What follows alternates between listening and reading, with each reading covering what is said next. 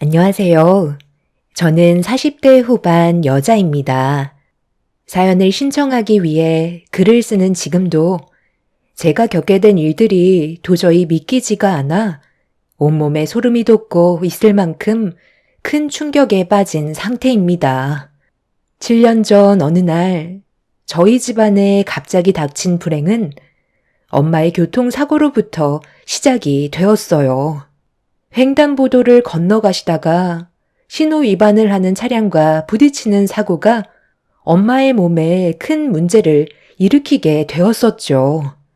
척추신경계에 손상이 왔는지 전신불수 판정을 받게 되었고 저희 가족이 받는 정신적인 고통은 상당히 크게 다가왔었죠.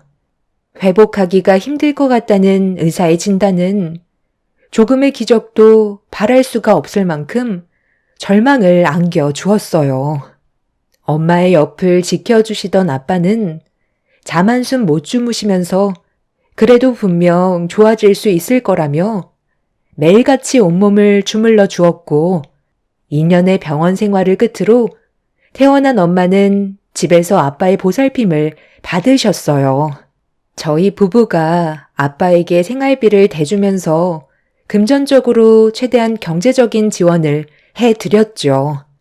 남편한테 정말 고마웠던 건 저희 삶도 빠듯한데 그래도 불평하지 않고 묵묵히 뒤에서 도와주는 모습들이 너무 고마웠어요.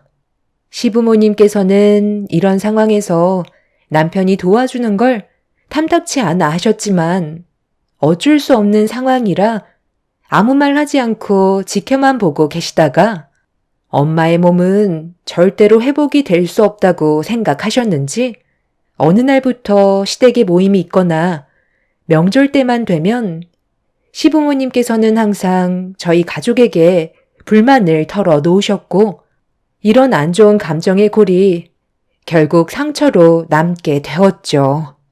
항상 제 편이 되어주던 남편은 중간에서 최대한 좋게 풀어가려고 노력을 했었지만 희망이 없는 저희 엄마의 수발을 어떻게 평생 들어야 하냐며 저에게 남편을 그만 놓아달라고 결국 눈물까지 보이시는 상황으로 이어지고 말았습니다. 그렇게 되다 보니 저 또한 시부모님의 마음을 모르는 게 아니었기 때문에 고민이 상당히 많았어요. 결국 엄마가 전신불수가 된 지 3년의 시간이 흘렀을 때 남편한테 이혼 얘기를 꺼내게 되었고 저희 가족의 불행을 남편에게까지 짐을 얹어주고 싶지 않았습니다. 하지만 남편은 저와 헤어지는 건 상상조차 하지 않았다면서 절대로 등 돌릴 일은 없을 거라고 이혼하자는 말을 거부했어요. 남편이 이혼할 생각이 없다는 걸 시모도 알게 되자 결국 참아왔던 불만이 터져버리게 되었고 저희 집에까지 찾아오셔서 다짜고짜 제 머리채를 잡으셨습니다. 너희 집안 때문에 내 아들 인생을 망치게 됐다고. 당장 이혼 서류에 도장 찍고 갈라서라. 내가 이런 꼴을 언제까지 봐야 하는 건데? 안 싸더니 눈만 제대로 뜨고 걸어 다녔다면 이런 일은 생기지 않았겠지. 아들, 너는 엄마의 가슴에 못을 박고 싶은 거니? 오늘은 어떻게든 해결하려고 온 거니까 대충 넘어갈 생각하지 말아라. 내 아들 인생 구하려고 오늘 작정하고 왔는데 이대로 돌아가면 또다시 너희 집안 때문에 내가 스트레스를 받아야 되잖아. 엄마, 일단 진정하시고 그 손부터 놓으세요. 이 사람 머리채 잡는다고 달라지는 건 아무것도 없다니까요. 오히려 상황만 더 악화시킬 뿐이라고요. 우리가 하루 이틀 지켜본 것도 아니고 벌써 3년이나 지났다. 앞으로의 얼마나 더 많은 시간을 버텨야 하는 건데 너 정말 이런 식으로 평생 살아갈 거니? 아버님, 어머님, 정말 너무하세요. 저도 그동안 며느리로서 최선을 다해왔고 이 사람한테 부담 주지 않으려고 저녁 늦게까지 아르바이트도 한다고요. 최대한 신경 쓰지 않게 해드리려고 잠잘 시간 쪼개가면서 살고 있는데 그냥 좀 놔주시면 안 돼요? 저도 아버님 어머님 때문에 너무 힘들고 지쳐버렸다고요. 그니까 그만 갈라서라는 말을 하는 거잖냐. 너희들이 얼마나 버틸 수 있을 것 같은데 내가 대충 알아보니까 전신불수가 회복될 수 있는 가능성은 아예 제로에 가깝다더라.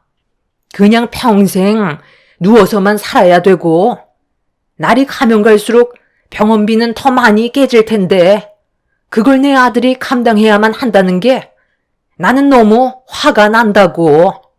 나까지 쓰러지는 꼴 보고 싶지 않으면 당장 내 눈앞에서 도장 찍고 내일 바로 법원으로 찾아가라. 그렇게 하지 않으면 오늘 둘 중 하나는 세상 떠나게 될 줄 알라고. 사돈어른도 몸이 많이 약하신 걸로 알고 있는데 지금도 힘겹게 안사돈을 보살피고 있을 텐데 나중에 과로로 쓰러지거나 예상치 못하게 몸에 문제가 와서 입원이라도 하게 된다면 아들 너는 그때 가서 또 어떻게 하려고?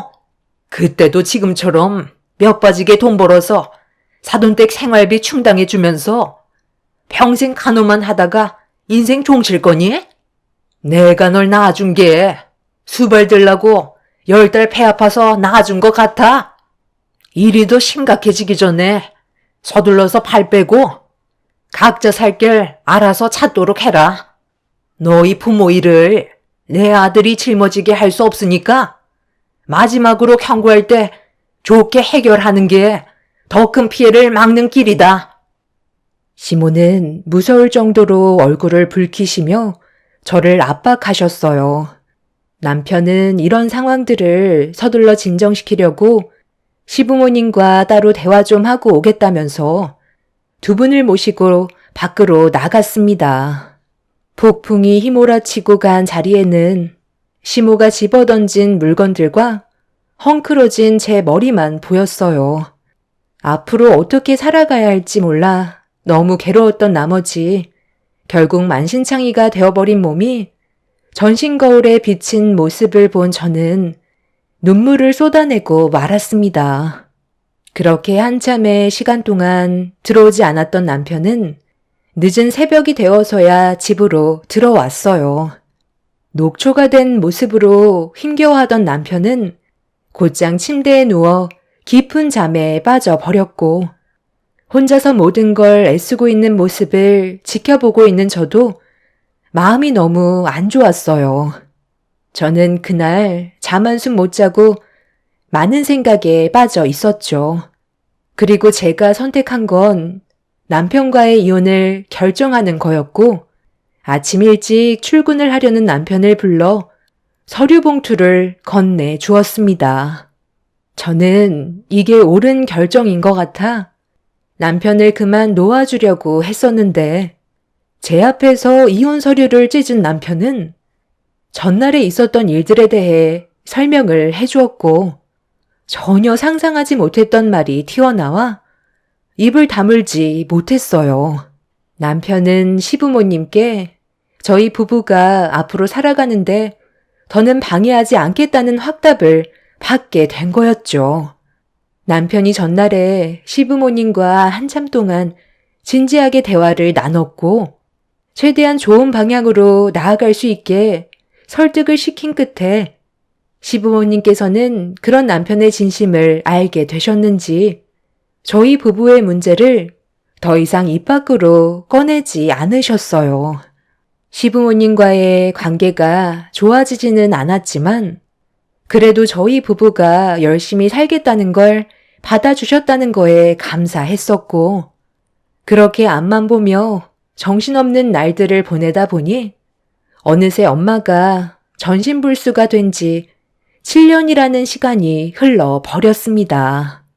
그렇게 평소와 다를 것 없는 똑같은 생활을 유지하고 있던 어느 날 퇴근하자마자 집이 아닌 부모님의 집으로 향하게 됐는데 그날이 부모님의 결혼 기념일이었어요.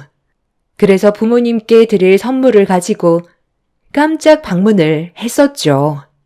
보통 때라면 먼저 연락을 드리고 현관문 비밀번호를 누른 다음 들어갔었지만 그날은 택배가 온 것 마냥 초인종을 눌렀고 집안에 계신 아빠가 누구시냐고 물어보시길래 택배가 왔다면서 사인을 해달라고 문 좀 열어달라고 말씀드리자 아빠가 문을 열어주셨어요. 그리고 제가 웃으면서 아빠 앞에 나타나는 순간 갑자기 문을 쾅 하고 닫아 버리셨습니다. 많이 당황하셨는지 아빠의 얼굴은 상당히 놀라신 듯한 얼굴 표정이셨어요.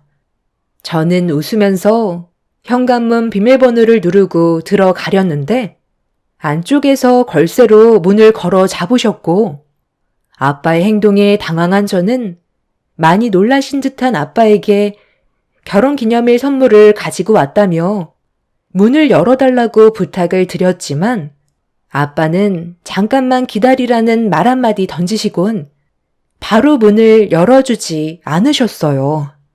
그렇게 한참 동안 문 앞에 기다리고 있다가 아빠가 거친 숨을 고르시면서 현관문을 열어주셨고 온몸에는 땀으로 맺혀 있길래 왜 문을 빨리 안 열어줬냐고 여쭤봤어요. 아빠는 집안이 엉망인 모습을 저에게 보여주고 싶지 않았다며 대충 정리를 하셨다며 저를 거실에 앉혔습니다. 저는 자연스럽게 대화를 이어나갔죠. 엄마는 요즘 어때요? 아직까지도 예전과는 다를 게 없죠? 하루빨리 몸이 괜찮아져야 할 텐데 병원에서는 전혀 가망이 없어 보인다고 하셨죠? 이제 병원도 가지 않을 생각이다. 오히려 병원에 가면 희망마저 빼앗기고 오는 기분이라 나도 더 지치게 되는 것 같더라고. 그래서 약만 타서 먹이려고. 그리고 다음부터는 이런 장난 안 쳤으면 좋겠다. 내가 너희 엄마 살피고 있는데 갑자기 연락 없이 나타나면 하던 일을 중단해야 되고 나가야 하니까 많이 곤란하네. 너희 엄마가 지금 자고 있어서 잠깐 얼굴만 보고 나오는 건 괜찮긴 한데 요즘 들어 몸이 더 안 좋아졌는지 잠을 잘 못 자서 겨우 깊은 잠에 빠졌거든. 웬만하면 안 들어가는 게 좋을 것 같기는 한데 네가 보고 싶다면 살짝만 보고 오던지. 그리고 이제 매번 안 찾아와도 된다. 너도 생활이 있고 애들도 돌봐야지. 김서방도 챙겨야 하는데 사부인한테 또 안 좋은 말 듣기라도 하면 어쩌니? 여긴 아빠가 있으니까 걱정하지 말고 더 늦기 전에 이만 들어가 봐라. 그래도 우리 딸이 아빠 엄마 결혼기념일 잊지 않고 챙겨줘서 정말 고맙다. 나중에 시간을 다시 잡든지 하자. 너희 엄마도 네가 제일 걱정이라고 하더구나.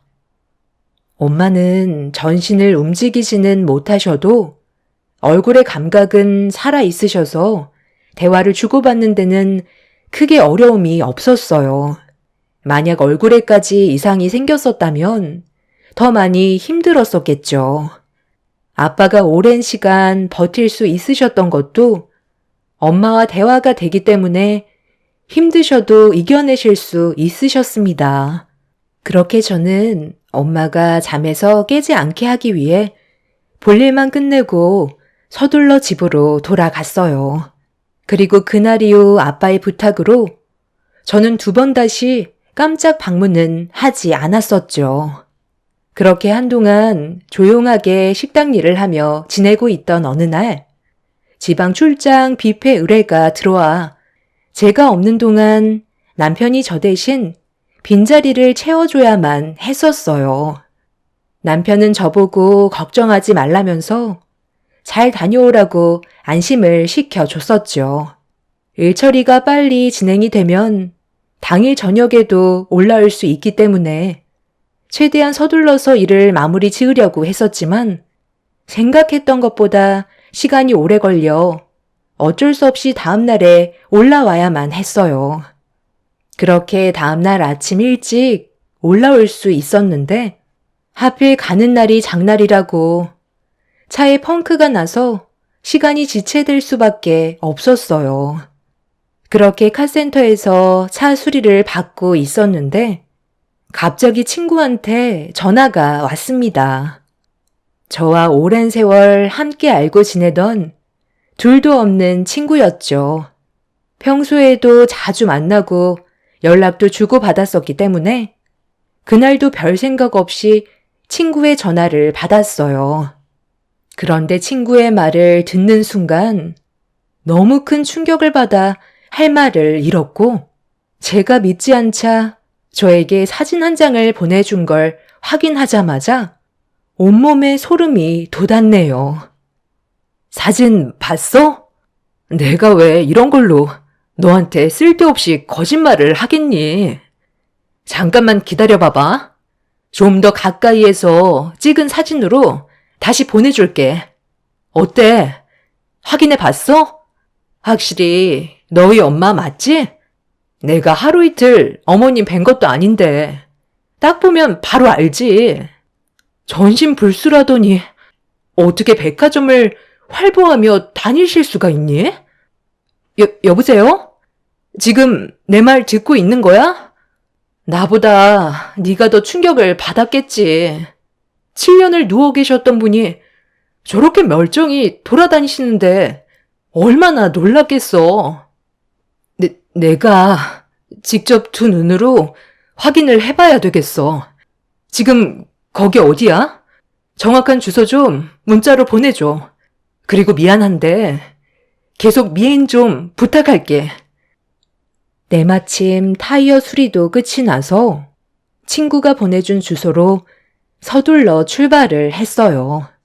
그런데 식당에서 다음 출장 뷔페 일정이 잡혔다면서 제 트렁크에 실려있던 식기들과 용품들을 서둘러 받길 원했고 서둘러 출발해야 된다는 사장님의 말에 어쩔 수 없이 식당에부터 들려야만 했습니다.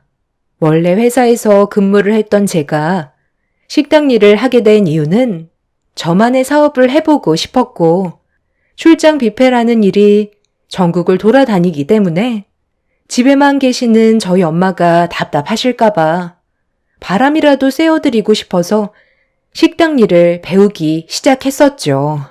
그렇게 저 나름 여러 가지 계획을 가지면서 엄마를 위해 삶의 변화까지 줬었는데 친구의 전화 한 통에 너무 큰 배신감을 느꼈고 도저히 믿을 수 없는 사진 속에 담긴 엄마의 모습이 저를 분노하게 만들었습니다. 그동안 왜 저를 속여왔었는지 이해를 할 수가 없었어요. 힘겹게 한 걸음 떼시는 게 아닌 너무 자연스럽게 걷고 계신 모습이 제 입을 다물지 못하게 만들었었죠. 그렇게 저는 식당에 먼저 들려 식기들을 전부 내려놓은 뒤 친구가 보내준 주소로 다시 급하게 달려갔어요. 그렇게 정신없이 달려 도착하니 저를 발견한 친구가 손짓을 했고 몸을 숨겨 손가락으로 가르친 곳을 주시하고 있었습니다. 그리고 잠시 뒤 온 매장에서 새 옷으로 갈아입고 나온 엄마는 전신 거울을 보면서 흡족해 하시는 모습이 제 두 눈에 들어왔어요. 도저히 믿기지 않는 모습에 경악을 했고 온몸이 떨려오고 있었는데 그 순간 엄마 옆에 나타난 또 다른 한 사람을 보자마자 기겁을 하고 말았습니다. 저와 17년을 한 입을 덮고 살았던 남편이 엄마 옆에서 옷이 잘 어울리신다며 미소를 보이고 있었어요. 그리고 뒤이어 또 다른 한 사람이 나타났는데 그건 바로 저희 아빠였습니다. 부모님과 남편은 새 옷을 입고 쇼핑을 즐기고 있는데 그 모습을 제가 어떻게 받아들여야 할지 모르겠더라고요. 엄마는 분명 손가락 하나 까딱할 수 없을 정도의 몸이었는데 어떻게 멀쩡히 돌아다닐 수 있는 건지 이해를 할 수가 없었습니다. 당장이라도 앞으로 튀어나가 남편과 부모님께 그동안 저를 속이고 있던 거에 화를 내고 싶었지만 왜 저 몰래 이런 일들을 꾸며왔는지 좀 더 확실하게 짚고 넘어가기 위해 증거물만 모아 두었고 그날 이후 부모님과 남편의 행동 하나하나에 모든 걸 의심할 수밖에 없었습니다. 저는 평소 때처럼 한결같은 모습으로 연기를 하면서 결정적인 진실이 나올 때까지 기다리고 있었는데 멀리에서만 지켜보는 건 한계가 있는 것 같아 아이들을 데리고 남편과 함께 주말에 친정집으로 향했어요. 그리고 부모님 집에서 주말을 보내면서 좀 더 정확한 무언가를 두 눈으로 확인하기 위해 계획을 세웠고 남편과 아빠는 자주 얼굴 보는데 제가 힘들까봐 그렇게 하지 않아도 된다며 거부했었지만 강하게 밀어붙여 친정집에서 하룻밤을 자게 되었죠. 엄마는 평소와 다를 것 없이 누워 계신 상태로 저를 반겨주셨어요. 그런 엄마를 유심히 바라보던 저는 화가 치밀었지만 최대한 감정을 억누르면서 평소와 똑같이 행동하며 온 신경을 남편과 부모님한테 향했었죠. 그렇게 묵묵히 때를 기다리고 있자 늦은 새벽에 제 옆에서 잠을 자고 있던 남편이 몸을 일으켜 조심스럽게 방문을 열고 거실로 나갔어요. 저는 그때를 놓치지 않기 위해 방문을 살짝 열고 문틈으로 남편을 유심히 바라보고 있었습니다. 잠시 뒤 남편은 부모님의 방문을 두드렸는데 기다렸다는 듯이 방문이 바로 열리는 순간 남편이 방 안으로 조용히 들어갔어요. 저도 서둘러 부모님 방문 쪽으로 걸음을 옮겨 안에서 나누는 대화를 듣기 위해 귀를 기울였고 먼저 입을 열은 남편의 한마디에 그동안의 모든 진실을 알 수 있었습니다. 남편과 부모님이 저를 속여왔다는 거에 너무 큰 실망을 하게 되었고 그동안 저 혼자 쓸데없는 짓을 했다는 거에 결국 눈물을 흘리고 말았습니다. 장모님, 요즘 너무 돌아다니신 것 같은데 자제 좀 부탁드릴게요. 보는 눈이 많기 때문에 조심해서 나쁠 거 없잖아요. 이러다 걸리면 남은 3년 동안 보험료 못 타 먹는다니까요. 장모님 하고 싶으신 거 3년 뒤에 하세요. 그때 기적처럼 몸이 조금씩 움직이는 것 같다고 천천히 상황을 좋게 만들면서 모두를 속이면 되는 거니까 지금은 웬만하면 집에 계시는 게 좋을 것 같아요. 제 말을 지금까지 따라주셨으니 7년간 보험금 혜택을 받으실 수 있으셨던 거예요. 얼마 안 남았어요. 그리고 요즘 들어 저 사람 행동이 좀 의심스러워요.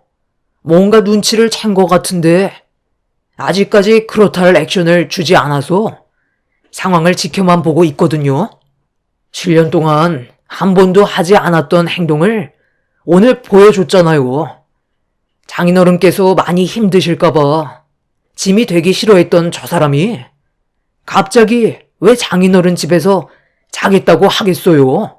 앞으로의 행동을 최대한 조심하는 게 좋겠어요. 아무리 동네를 벗어나셨다고 해도 보는 눈은 많기 때문에 언제 어디에서 걸릴지 그건 아무도 모르는 거예요.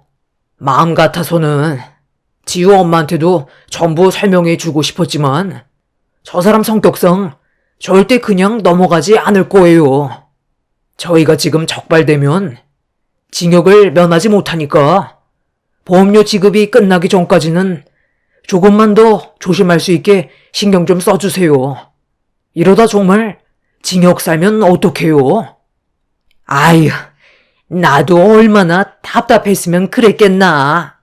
그래도 바깥바람 쐬니까 그나마 좀 살겠더라. 그래도 내가 사위 하나는 잘 둬서 그동안 잘 먹고 잘 지내고 있었네. 당신 때문에 요즘 내가 얼마나 조마조마한 줄 알아? 이러다 정말 걸리기라도 하면 어쩌려고 그래? 저번에도 우리 결혼기념일이라고 했을 때 갑자기 찾아와서 얼마나 놀랐는지 알아? 내가 그래서 뭐라고 그랬어? 그날 조심하는 게 좋을 것 같다고 했잖아. 만약 그때 방에 들어가기라도 했으면 어쩔 뻔했어? 생각도 하기 싫은 순간이었다고. 왜 사람들이 범행을 저지르고 결국 잡히는지 알아? 쓸데없는 행동을 너무 많이 해서 그러는 거야. 당신 마음 이해하겠는데 웬만하면 3년간 집에서 조용히 지내야 돼. 사위 말 들어서 나쁠 것 없다고. 보험 설계사 말을 믿어야지. 우리가 살아갈 수 있는 거라고. 누가 보면 내가 처음부터 거짓말 한 걸로 알겠어. 당신도 내 몸 전체가 움직이지 않았던 거 두 눈으로 봤었잖아. 그때 의사가 뭐라고 그랬어? 나는 가망이 없다고 했었는데 정말 기적적으로 온몸의 신경이 살아나기 시작했던 거잖아. 그때 내가 얼마나 힘들었는지 알아? 이건 나에 대한 보상인 거라고. 장모님 마음 충분히 이해해요. 그래서 저도 최대한 많은 혜택 받으실 수 있게 노력하고 있는 거고요. 그러니 조금만 참고 기다려주세요. 그런데 3년 뒤에 우린 어떻게 되는 거야? 그동안 써왔던 게 있는데 갑자기 보험료가 끊기면 적응이 안 돼서 많이 힘들지도 모르잖아. 다른 방법 없는 거야? 있기는 한데 이건 두 분의 허락이 좀 필요해서요.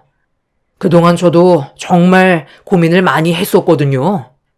제가 그 사람 몰래 생명보험에 가입을 해놓긴 했지만 이건 어디까지나 만약을 위해서 가입을 해놓은 거기 때문에 제가 일부러 지우 엄마를 세상 떠나게 하려고 가입한 건 아니라는 걸 알아주셨으면 좋겠어요. 생명보험? 얼마나 가입이 되어 있는 건데? 솔직히 매달 보험료 찔끔찔끔 받는 거 마음에 안 들었었는데 생명보험은 일시불로 당겨받을 수 있는 거잖아. 그래서 당신은 지금 우리 딸을 사고사로 위장하자는 거야? 쓸데없는 생각하지 말고 집에나 박혀 있어. 3년이나 타먹을 수 있는 걸 감사하게 생각하라고. 그렇죠. 아직 3년이나 남았으니까 그동안 생각할 시간은 많아요. 말 그대로 보험일 뿐이잖아요. 사람 일은 앞으로 어떻게 될지 아무도 모르니까요.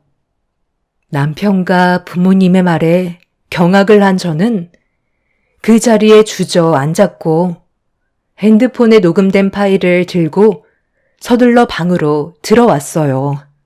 엄마는 제가 방 안에서 자고 있는 줄 알고 더욱더 대범하게 행동을 하면서 거실을 활보하고 있었습니다. 남편과 부모님은 제가 보험료를 타먹으려는 잘못된 행동을 보게 된다면 그냥 넘어가지 않을 성격이라는 걸 잘 알고 있었는지 저한테는 비밀로 하고 있었죠. 그리고 예전에 시부모님께서 저희 집에 찾아오셔서 저와 남편을 이혼시키려 했다가 더 이상 말리지 않았던 것도 부모님한테 보험료가 나오고 있다는 걸 알려드리면서 어느 정도 일부를 시부모님께도 드리고 있었다는 것도 들을 수 있었습니다. 엄마는 시부모님께 들어가는 보험료의 일부를 아깝게 생각하면서 남편에게 불만을 털어놨었지만 최대한 침착하게 엄마의 흥분을 가라앉혀주고 있었죠. 너무 큰 충격을 받은 저는 앞으로 어떻게 해야 할지 몰라 머릿속이 혼란스러웠어요. 그런데 남편이 저 몰래 생명보험에 가입을 한 것도 충격인데 그걸 긍정적으로 보고 계신 엄마의 한마디에 너무 놀라고 말았어요. 모든 걸 돈으로 바라보신 엄마는 3년 뒤를 걱정하면서 제가 모르는 생명보험의 혜택에 대해 남편과 진지하게 대화를 이어나가고 있었어요. 제가 방 안에서 모든 걸 듣고 있다는 걸 모르는 가족들은 거실에서도 대화는 계속해서 이어졌고, 그동안 저한테 모든 사실을 숨긴 것도 모자라 또 다른 계획을 세우려고 하는 남편과 부모님을 도저히 용서할 수가 없었습니다. 혹시 모를 위험을 대비해 저는 경찰서에 몰래 전화를 걸어 도움을 요청했어요. 그리고 제가 거실 밖으로 나올 거라는 걸 상상조차 하지 못했던 가족들은 방문을 활짝 열며 튀어나온 저를 보곤 경악을 하면서 당황한 표정으로 저를 바라봤고, 방으로 들어가려 했던 엄마는 그 자리에 멈춰서선 움직이지 않은 채 가만히 서 있었습니다. 몇 초간 침묵이 흘렀고 남편이 저에게 천천히 다가와 전부 다 설명하겠다면서 저를 잡으려 하길래 남편의 뺨에 손을 올려버린 뒤 그동안 저를 속인 거에 대해 화를 내며 집안을 난장판으로 만들어 버렸습니다. 일단 진정하고 내 말부터 들어봐. 이건 우리 가족이 모두 잘 살기 위해 그랬던 것뿐이야. 당신이 알게 되면 모든 게 물거품 될까봐 숨기고 있었던 거라고. 네가 원래 거짓말 못하고 항상 양심적으로 살려고 하니까 굴러 들어올 돈도 못 받게 될까봐. 그래서 지금까지 비밀로 하고 있었다.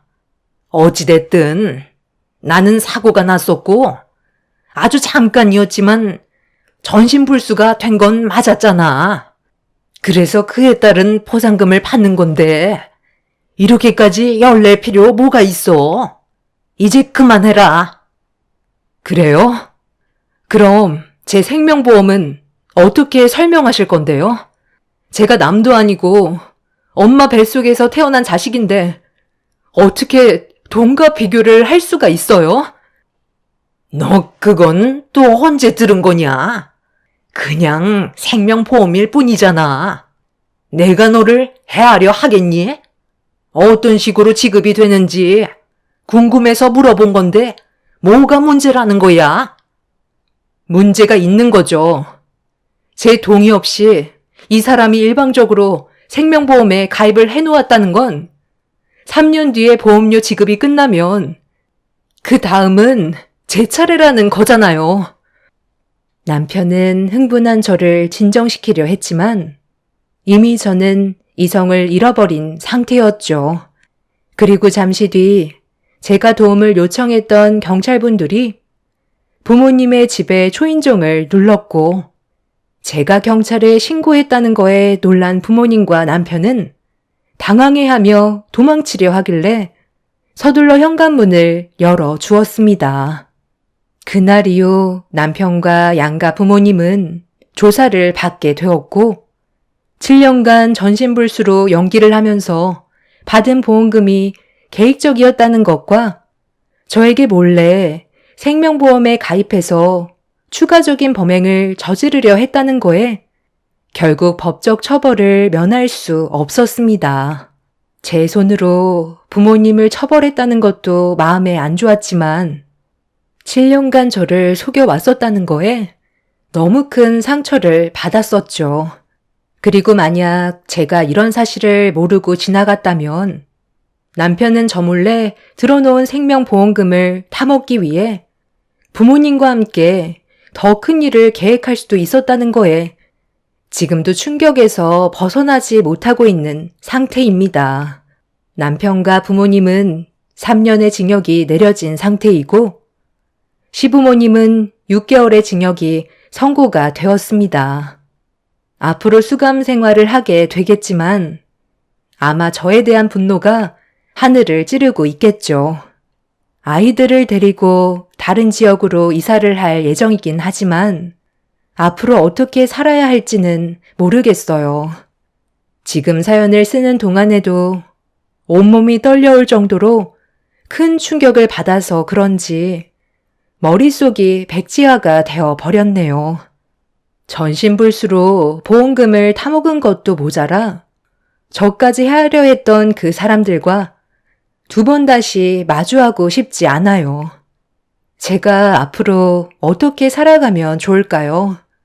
부모님과 남편을 위해 살아왔었는데 지금은 한순간에 저 혼자가 되어 버렸네요. 잘못된 행동은 결국 그에 따른 파국을 맞게 된다는 걸 이번 일을 통해 많은 걸 알게 됐어요. 제가 융통성 없이 올바름을 추구한다며 부모님과 남편도 답답함을 호소했지만 분명 제 결정이 옳았다는 걸 깨닫게 되기를 바랄 뿐입니다. 제 사연 들어주신 분들, 오늘 하루 행복하세요. 감사합니다. 안녕하세요. 저는 40대 중반이 넘어가고 있는 여자입니다. 오늘 이곳에 사연을 신청하게 된 이유는 올해 명절 때 안 좋은 일들이 몇 가지 있었는데요. 그때의 사건이 벌써 4개월이나 지난 지금 갑자기 저희 집에 동선회의가 찾아왔어요. 고심 끝에 문을 열어주게 되었는데 문 앞에서 무릎을 꿇더니 용서를 구했습니다. 그동안 단 한 번도 연락도 없었고 불과 며칠 전까지만 해도 큰 소리치며 저희 부부에게 대들었던 동선회회가 무슨 이유 때문에 무릎까지 꿇고 오열을 하는지 이해할 수가 없었죠. 그리고 저를 바라보며 힘겹게 입을 열었던 동서의 한마디에 엄청난 충격을 받게 된 저는 경악을 하고 말았습니다. 저는 20대 후반에 결혼을 해서 남편과 함께 부부로 지낸 지 15년이 훌쩍 넘어버렸어요. 그리고 저와 가족의 연을 맺은 동서는 결혼 10년 차가 되었죠. 10년 동안 동서와 저는 그렇게 친한 사이는 아니었어요. 그 이유는 동서가 자기보다 못 배웠다고 생각하면 사람을 무시하는 경향이 있거든요. 약간 비꼬듯이 말을 해서 기분이 나빴던 저는 동서가 시댁 집안에 며느리로 들어온 지 얼마 되지 않았을 때부터 거리를 두면서 서로 지켜야 될 선을 넘지 않았습니다. 동서도 제가 거리를 두고 있다는 걸 의식했는지 필요한 말 아니면 저에게는 개인적으로 먼저 말을 붙이지는 않았어요. 그런 관계를 유지해 오고 있었지만 항상 저와 동서의 관계는 외주를 타는 것 마냥 위태로웠습니다. 그렇다고 저희 부부가 동서내외를 아예 모른 척하고 지내는 것도 아니었어요. 어쩔 수 없이 얼굴을 항상 마주해야 되는 그런 상황들이 있었는데 남편이 사업장 대표로 시동생을 데리고 함께 일을 하고 있었어요. 예전에 동서와 결혼을 하고 사고를 한번 크게 친 적이 있었는데 그때 이후로 시동생이 남편 밑에서 일을 배우기 시작했어요. 동서내외가 결혼을 한 지 2년 차 정도 되었을 때 음주운전으로 교통사고를 냈었는데 그때 당시 시동생의 차에 부딪혔던 사람이 결국 세상을 떠나게 됐었죠. 여기서 문제가 시동생이 잘못 판단했던 건 바로 119에 먼저 신고를 했어야 됐는데 무서웠는지 도망을 치게 되었고 도움을 받지 못했던 그 사람은 현장에서 세상을 떠나게 되는 안타까운 사고가 있었습니다. 그날 이후 5년의 징역을 선고받았고 처벌을 받고 나왔던 시동생은 취업에 문제가 생기게 되면서 남편 밑에서 일을 배우며 지낼 수밖에 없었어요. 그 기간 동안 동서도 남편 사업장에서 아이를 돌보며 일손을 도와주며 월급을 받는 상황이었습니다. 시동생이 징역 생활을 하는 5년 동안 저희가 정말 많이 도와줬었지만 동서에게는 단 한 번도 고맙다는 말을 들은 적이 없었을 만큼 자존심이 상당히 강한 동서였어요. 동서내외가 처음 결혼을 했었을 당시 둘 다 괜찮은 직장을 가지고 있었지만 한순간에 모든 걸 잃어버렸기 때문에 남편 밑에서 어쩔 수 없이 일을 할 수밖에 없었던 상황들이 아마 싫었을 거예요. 동선의 가족이라곤 요양원에 계신 아버님 한 분이라 도움을 받기에도 어려움이 있었어요. 그래서 저희가 도와줄 수 있는 건 항상 뒤에서 챙겨줄 수밖에 없었는데 그런 시간을 5년이나 함께 해와서 그런지 동서는 저희가 베푸는 걸 당연하게 생각하고 있는 듯 보였습니다.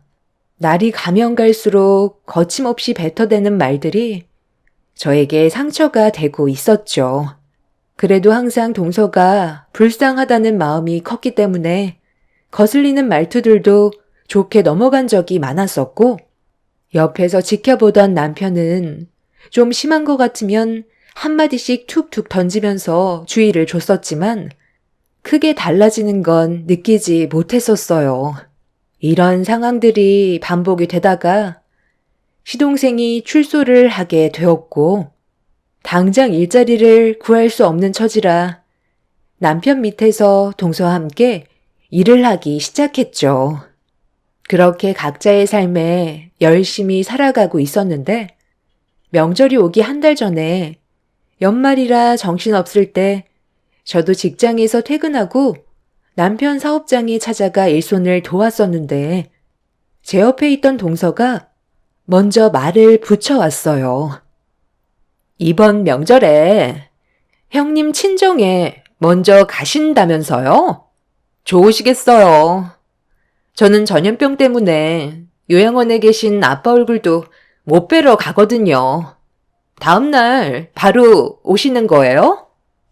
글쎄, 어떻게 해야 될지는 은영 아빠랑 상의를 좀 해봐야 할 것 같은데.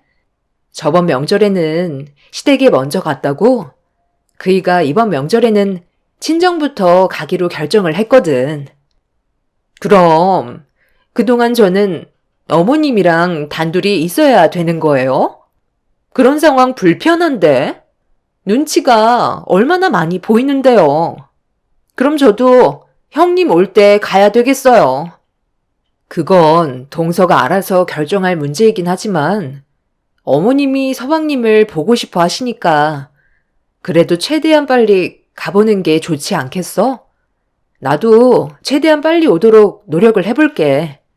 음식 만드는 건 어머님이랑 같이 도와가면서 하면 되잖아. 저번 명절에 동서가 서방님이랑 여행 다녀온다고 해서 어머님이랑 둘이서 음식 만들었을 때 천천히 하면서 먹을 만큼만 했었거든. 동서도 알겠지만 어머님이 명절 음식 쌓아둘 정도로 많이 만드는 거 별로 안 좋아하시잖아. 이번에도 먹을 만큼만 하기 때문에 크게 걱정 안 해도 될 거야. 동서는 어머님이랑 같이 있는 거 별로 안 좋아하더라. 그래도 어머님과 함께한 지 벌써 10년 정도 됐는데 아직까지도 적응이 안 되는 거야? 동서가 먼저 다가가고 좋은 관계를 유지할 수 있게 노력을 해봐. 동서가 어머님이랑 거리를 두고 있다는 걸 내가 느낄 정도면 어머님은 확실하게 느끼고 계실걸? 동서가 가까워지려고 하지 않는다면 아무리 시간이 지나도 어색해질 수밖에 없고 나중엔 서로에게 오해가 쌓이게 될지도 모른다고. 어머님도 동서한테 말은 안 하시지만 분명 불만이 쌓여 있을 수도 있어. 이번 기회에 좀 더 가까워지려고 노력을 해봐. 형님은 어머님한테 항상 이쁨을 받으니까 제 마음을 어떻게 알겠어요. 저희 부부를 그동안 도와주는 걸 옆에서 전부 다 지켜보셨는데 당연히 형님을 안 이뻐할 수가 없으시겠죠. 그런데 형님보다 제가 배운 것도 많은데 무슨 말만 하면 저를 가르치시려고 계속 충고를 하시는 게 듣는 제가 좀 거북하네요. 대학교라도 나왔으면 그나마 인정이라도 해드리죠. 고졸밖에 안 나오셨으면서 어떻게 저를 가르치려 드세요? 저도 형님한테 이런 말씀 드리는 거 기분 나빠하실까봐 그동안 참고 있었는데 기분이 별로 좋지 않아서요. 정도껏 차이가 나야 말이죠. 석사랑 고졸은 비교 자체가 안 되잖아요. 그이가 교도소 다녀오지 않고 제가 아이만 안 낳았어도 이런 대우 받으면서 살고 있지는 않았을 거라고요. 어찌됐든 이번 명절날 최대한 빨리 오셨으면 좋겠어요. 그리고 어머님이 명절 음식을 워낙 간소하게 하셔서 손이 많이 가는 건 잘 안 하시려 하잖아요. 다녀오시는 김에 꼬치 산적 좀 가져오시면 좋을 것 같아요. 동서는 자기 할 말만 하고 자리에서 일어나 다른 직원들 옆에 가서 앉아 일을 도와주고 있었어요. 저를 무시하는 말투와 표정은 할 말을 잃게 만들 정도로 큰 충격을 받아 다른 직원들 사이에 껴있는 동서를 멍하니 바라만 보고 있었죠. 저를 보며 마지막에 뱉었던 말들은 평소에 동서가 저와 시댁 식구들을 어떻게 생각하고 있는지 알 수 있게 해줬고, 잠깐 쉬는 시간에 그냥 넘어갈 수 없던 저는 동서에게 대화 좀 하자며 따로 불러서 좀 전에 생각 없이 뱉었던 말들에 대해 사과하라고 정색하며 동서가 무엇을 잘못하고 있는지 깨닫길 원하고 있었는데 저를 노려보면서 팔짱을 끼더니 싫다는 말로 대받아 쳤습니다. 싫다고? 동서가 그럼 잘했다는 거야? 내가 고졸인 게 뭐 어때서? 그럼 동서는 석사 학위까지 취득해서 삶이 달라졌어? 나랑 차별화된 인생을 살아가고 있는 거냐고. 석사 나오면 뭐해? 어차피 저기 고졸밖에 안 나온 직원들 사이에 껴서 같이 일을 하고 있잖아. 방금 한 말에 대해 사과하는 게 좋을 거야. 잘못된 건 바로 잡아야 하지 않겠어? 동서가 한 말들에 대해 주워 담지 못할 것 같으면 더 이상 지나친 행동은 자제하고 자기 잘못에 대해 인정해. 그렇지 않으면 여기 있는 직원들한테도 똑같이 얘기해 줄게. 그럼 앞으로 보게 될 직원들 얼굴 보면서 근무할 수 있을 것 같아? 지금 당장 사과하는 게 좋을 거야. 어머, 제가 틀린 말 한 것도 아니잖아요. 혼자서 너무 흥분하신 거 아니에요? 형님이 그래도 저보다 손윗 사람인데 그런 유치한 행동을 하시겠어요? 그래도 고졸까지 나왔으면 생각이라는 게 어느 정도는 있을 거 아니에요. 괜한 소리 안 피우지 마시고 하시던 일이나 마저 마무리 지어주세요. 연말이라 지금이 얼마나 바쁜 시기인지 모르시는 것도 아니면서 괜히 서로 얼굴 붉혀서 일에 지장 주는 일은 없었으면 좋겠네요. 아주버님도 그걸 원하시진 않으실 것 같은데요. 동서는 오히려 더 당당하게 저를 무시하는 행동을 보여주면서 제가 다른 직원들한테 말을 하지 않을 거라는 걸 이미 알고 있었어요. 저는 동서가 자신이 생각 없이 뱉은 말에 대해 깨닫고 저에게 진심으로 사과하길 바라고 있었는데 제 예상을 벗어나는 모습을 보여주고 있었습니다. 화가 머리끝까지 올라왔었지만 남편의 회사였기 때문에 최대한 참고 나중에 개인적으로 따로 대화를 할 수밖에 없었죠. 그렇게 힘든 시간을 보내고 퇴근하고 나서 집으로 들어왔는데 남편은 제 얼굴 표정을 보더니 동서가 또 개념 없이 입을 함부로 놀렸냐면서 바로 알고 있었습니다. 이런 적이 한두 번이 아니라서 남편은 제 표정만 봐도 딱 알 수가 있었죠. 남편도 이런 문제 때문에 스트레스를 많이 받았었는지 시동생에게 전화를 따로 걸었고 동서의 행동에 대해 문제가 있다고 강하게 대화를 이어 나갔어요.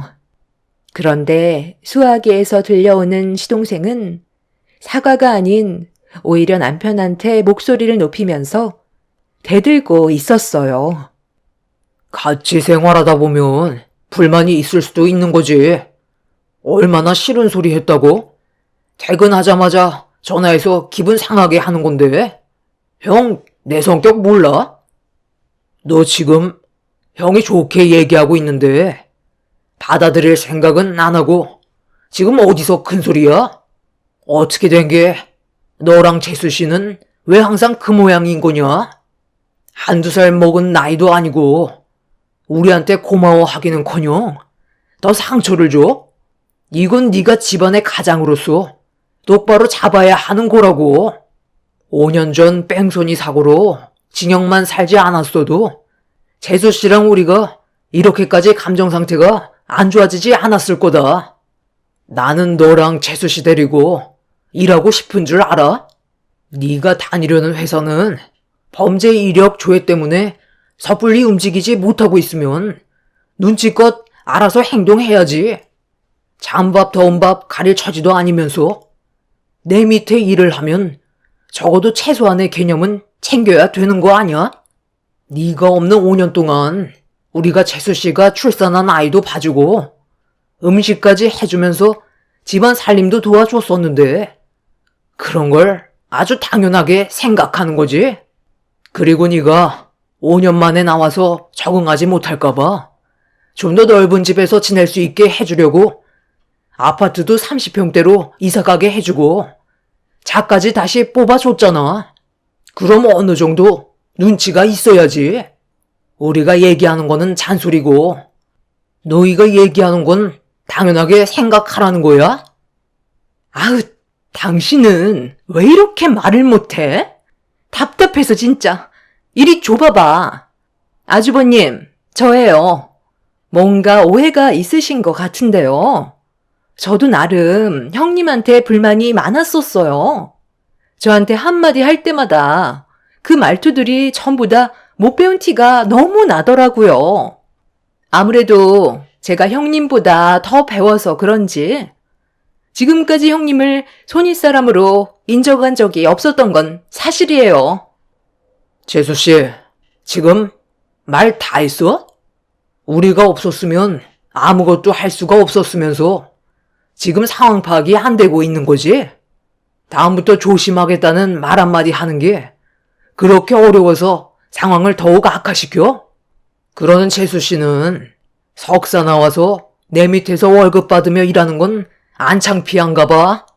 감사할 줄 모르는 사람한테는 아무것도 해줄 필요가 없는 거지.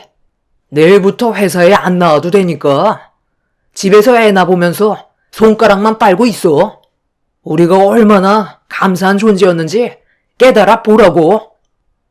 남편은 화가 머리끝까지 올라와 통제력을 잃어버렸고 동서에게 다음날부터 회사에 나오지 말라는 말을 꺼내고야 말았습니다.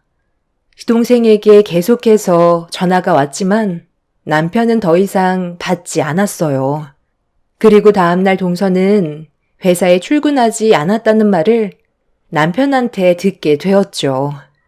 문제는 아침부터 남편과 시동생이 회사 사람들이 보는 앞에서 한바탕 했는지 오랜 시간 남편과 함께 일을 해왔던 직원 중 한 명이 저에게 연락을 했고 그 말을 들은 저는 회사의 사정을 얘기한 뒤 남편의 회사로 가게 되었는데 도착하자마자 직원들이 남편과 시동생을 말리고 있었고 분위기는 상당히 안 좋게 흘러가고 있었습니다. 지금까지 너희 가족 안정적인 생활을 할 수 있게 내가 뒤에서 얼마나 많이 지원을 해줬었는데 너는 조금의 감사함도 없는 거지? 너도 더는 필요 없으니까 당장 내 회사에서 나가. 그래도 동생이라고 출소하고 나서 생활이 힘들어질까봐 품에 끼고 있어줬으면 조금이라도 잘할 생각을 해야지. 어떻게 된 게 나랑 너희 형수한테 상처를 줄 수가 있어? 아주 배가 불렀지? 네가 징역을 사는 5년 동안 너희 형수가 얼마나 고생을 많이 했는지 알아? 너는 그러면 안 되지. 내 형이고 가족이니까 도와주는 건 당연한 거지. 나는 그만한 이유가 있으니까 받은 것 뿐이라고. 내가 왜 징역을 살았는데? 내 인생을 말아먹게 한 건 전부 형 때문이라고. 그때 나한테 스트레스만 안 줬어도 사고는 나지 않았을 거고, 5년이라는 내 소중한 시간을 징역을 보내면서 허비하지 않았겠지. 지금 말 다 했어요? 서방님이 징역을 살게 된 게 왜 이 사람 때문인데요? 서방님이 그때 집 좀 늘리겠다고 아버님한테 돈을 빌려가 놓고 그 돈 홀라당 전부 탕진해 버렸잖아요. 노름은 서방님이 해놓고 왜 아무 잘못도 없는 사람을 탓하는 건데요? 형으로서 생각 없이 행동한 동생에게 따끔한 충고를 할 수도 있는 거지. 그걸 왜 이 사람 탓을 하는 거죠? 애초부터 허튼 곳에 돈을 사용하지 않았다면 이런 일은 생기지도 않았겠죠. 5년 동안 징역 생활하면서 그래도 정신 차리고 변화된 모습을 볼 줄 알았는데 어떻게 조금도 변화된 게 없어요? 그 안에서 잘못도 없는 이 사람 원망만 하고 살았었나 봐요. 이 회사 정말 힘들게 이끌어 왔고 많은 사람들의 인생이 걸려있는 곳이에요. 서방님이 여기에서 함부로 할 수 있는 권한은 없다고요. 그만 나가주세요. 어차피 얼굴 보면서 지낼 필요 없잖아요. 저희 도움 없이 동서랑 잘 살아보세요. 저희가 얼마나 고마운 존재였는지 뼈저리게 느껴봐야 정신을 차릴 것 같네요. 더는 그냥 지켜볼 수만은 없었던 저는 시동생에게 화를 내게 되었고 직원들의 따가운 시선과 남편과 저도 더는 물러나지 않으려 하자 시동생은 결국 꼬리를 내리고 짐을 챙긴 뒤 집으로 돌아가 버렸습니다. 마음이 좋지 않았지만 적지 않은 나이에 아직까지 철이 덜 들은 행동을 하고 있는 시동생과 개념 없는 동서를 용서해주고 싶지 않았습니다. 그날 이후 저희 가족과 동서내외는 서로 어떠한 연락도 주고받지 않고 얼굴조차 안 보며 살아왔었어요. 그리고 어김없이 찾아온 명절에 저는 남편과 함께 친정으로 먼저 향했어요. 휴일인 만큼 안 좋았던 기억들을 전부 지워버리고 즐거운 생각만 하려고 최대한 노력하고 있었죠. 그렇게 친정에서 시간을 보낸 뒤 다음날 저희 부부는 시댁으로 향하게 됐지만 별로 가고 싶은 마음은 없었습니다. 시댁에 동서내외가 있었기 때문에 얼굴을 마주한다면 분명 또다시 안 좋은 대화가 오고 갈 것 같아 고민이 많았었지만 저희 엄마가 싸주신 명절 음식을 시댁에도 드려야 하기 때문에 어쩔 수 없이 저희 부부는 시댁으로 향할 수밖에 없었죠. 그렇게 시댁에 도착한 뒤 현관문을 열고 들어가자 시부모님과 동서내외가 음식 만드는데 한창 정신없이 움직였고 저와 남편도 묵묵히 일손을 거들어 주었습니다. 이미 시부모님께서도 저희 부부와 동서내외 사이에 안 좋은 일들이 있었다는 걸 알고 계셨기 때문에 가족들 모두 최소한의 대화 빼고는 침묵이 흐르고 있었죠. 시동생과 동서는 불만이 가득한 얼굴을 계속해서 보이면서 분위기를 무겁게 만들었어요. 남편은 스트레스를 많이 받았는지 한숨을 내쉬며 집 밖으로 나갔습니다. 시모는 그래도 가족이니까 서로 좋게 풀라고 했지만 그게 마음처럼 쉽게 되는 문제가 아니라 어색한 미소로 상황을 대충 넘겼습니다. 그렇게 가족 모두 긴장 속에 이른 저녁 식사를 하게 됐는데 동서의 한마디에 결국 집안은 쑥대밭이 되고 말았습니다. 남편이 정신적으로 많이 힘들었는지 식사를 하는데 계속 한숨을 쉬고 있었어요. 명절 전부터 심각한 얼굴로 뭔가 걱정이 많은 듯 보였는데 저는 그런 남편의 모습이 동서내외를 어쩔 수 없이 마주해야 돼서 그것 때문에 스트레스를 받고 있는 줄 알았죠. 그런데 동서의 한마디로 시작된 안 좋은 분위기는 결국 남편의 감정을 터뜨리게 되었고 걷잡을 수 없을 정도로 심각한 상황이 만들어지고 말았습니다. 형님, 제가 아무리 이해해 보려고 했지만 도저히 납득이 되지 않아서요. 친정에서 명절 음식을 한 보따리 싸가지고 오셨으면서 왜 꼬지 산 적은 없는 거예요? 제가 먹고 싶다고 저번에 말씀드리지 않았나요? 제 입으로 들어가는 꼴을 보고 싶지 않아서 일부러 꼬지 산 적만 쏙 빼고 가져오신 거죠? 제 말이 맞죠?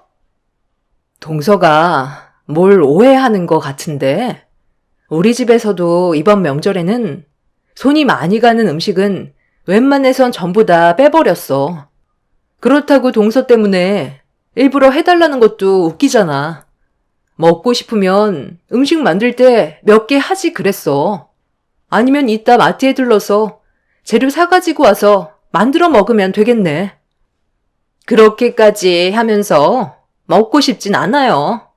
명절 전날 그래도 입이 닳도록 얘기했으면 기억하고 계실 줄 알았는데 못 배워서 기억을 못 하시는 건가?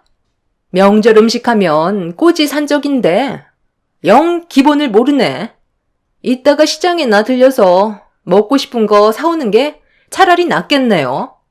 에휴, 밥맛도 없는데 먼저 일어나겠습니다. 재수씨, 지금 분위기에 파악 못해요? 이 사람이 좋게 설명을 했으면 대충 넘어가면 되지. 방금 뭐라고 했어요? 못 배워서 기억을 못한다고? 보자 하니까 정말 끝까지 한번 가보겠다는 거야? 내가 저번에 분명 얘기했을 텐데 평생 입 열지 말라고 경고까지 했는데 결국 또 상처되는 말을 입 밖으로 꺼낸 거예요? 항상 보면 재수씨 그 주둥아리가 문제야. 말 한마디에 전냥빛도 갚는다는 거 모르나? 이 사람이 음식 갖다 바치는 사람도 아니고 재수씨보다 전부 윗사람들인데 말 함부로 가려서 하지 않고 또다시 일을 이 지경으로 만들어요? 너는 임마 재수씨 단도리도 안 시키고 뭐 하는 거야? 이제 아주 막 나가기로 작정한 거지? 아버님, 어머님 옆에 계시는데 그만해요. 나중에 따로 얘기하는 게 좋겠어요. 식사하시는데 이러다 체하시겠어.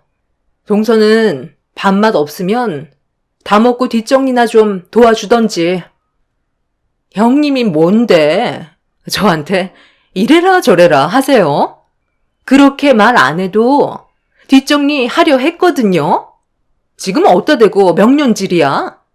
내가 그렇게 쉬운 사람으로 보여요? 에휴, 형수가 잘못했네. 그 꼬지 산적 좀 만들어 왔으면 그래도 분위기가 이렇게까지 심각해지지는 않았을 텐데. 안 그래요, 형수? 애들 낳고 벌써 치매가 오셨나? 정신 좀 챙기고 다녀요. 남편은 시동생의 막말에 결국 통제력을 잃고 말았어요. 남편은 시동생의 뺨에 손을 올려 붙였고 집안은 순식간에 아수라장이 되어버리고 말았습니다. 서로가 오랫동안 쌓였던 안 좋은 감정들이 한순간에 터지게 된 터라 시부모님이 말리셔도 소용이 없었어요. 동서는 저에게 달려들었고 서로 머리채를 잡으며 뒹굴면서 한바탕 난리를 치게 되었습니다. 그렇게 서로에게 평생 씻을 수 없는 상처를 주고받은 뒤 분노한 눈빛으로 서로를 노려보고 있었는데 남편이 밖으로 나가더니 서류 봉투 하나를 가지고 들어왔어요. 그리고 시동생 앞으로 다가가 봉투 안에 있던 내용물을 쏟아내기 시작했습니다. 바닥에 널브러져 있던 건 수십 장의 사진이었고 가족들은 바닥에 떨어진 사진을 두 눈으로 보는 순간 입을 다물지 못할 정도로 경악을 하고 말았습니다. 시동생도 당황했는지 비틀거렸어요. 이거, 지금 뭐야? 이 많은 사진을 형이 어떻게 가지고 있는 건데? 나 몰래 저 사람 미행하고 다녔어? 무슨 상황인지 설명을 해달라고. 두 눈으로 봤으면서 뭘 설명해달라는 거야?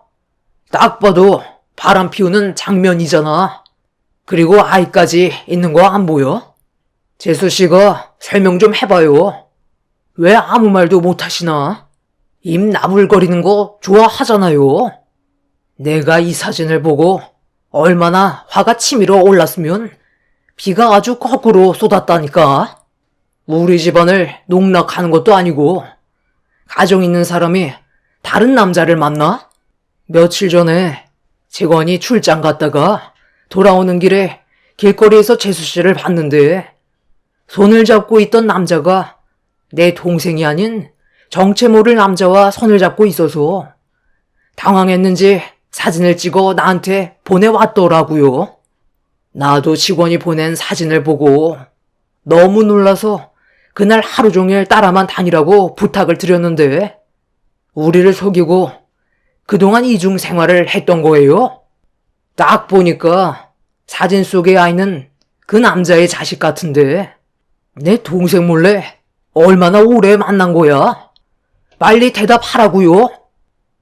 동서는 절대로 들키지 말아야 할 걸 남편에게 발각된 터라 많이 놀란 듯한 얼굴을 보여주고 있었어요. 시부모님과 시동생까지 압박을 가하자 그제서야 포기한 듯 힘겹게 입을 열었습니다. 시동생이 징역을 살게 됐을 때 혼자서 정신적으로 많이 힘들었었는데 그때 동서에게 도움을 줬던 사람이 사진 속에 있던 남자라며 이혼한 상태에서 아이를 혼자 키우고 있다 보니 공감대가 맞게 되었고 한두 번 만난 게 최근까지 관계를 유지해오고 있던 거였어요. 동서는 시동생도 사랑하고 그동안 몰래 5년간 만나왔던 사진 속의 남자도 사랑하고 있다며 시동생과의 결혼 생활을 깨고 싶지 않아 했어요. 둘 사이에서 나온 아이 때문에 동서는 가정이 파투나는 걸 원하지 않았죠. 하지만 이 사진을 두 눈으로 보게 된 시동생은 분노를 하게 되었고 사진 속의 남자를 가만두지 않겠다며 이성을 잃어버린 모습으로 동서에게 달려들었어요. 통제가 될 것 같지 않자 남편은 시동생을 말리다가 도저히 안 되겠었는지 다시 한번 얼굴에 뺨을 올리면서 안사람 단속은 기본인데 그걸 못하냐고 한심하다면서 정신 차리라고 화를 냈어요.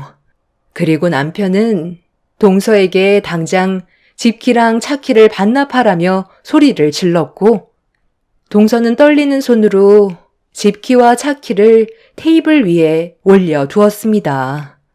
이런 상황을 받아들이지 못한 시동생은 결국 동서와 이혼을 하게 되었고 아이는 시동생이 키우는 걸로 소송을 걸었지만 시동생이 과거에 안 좋은 이력이 있어서 결국 동서의 손을 들어주고 말았어요.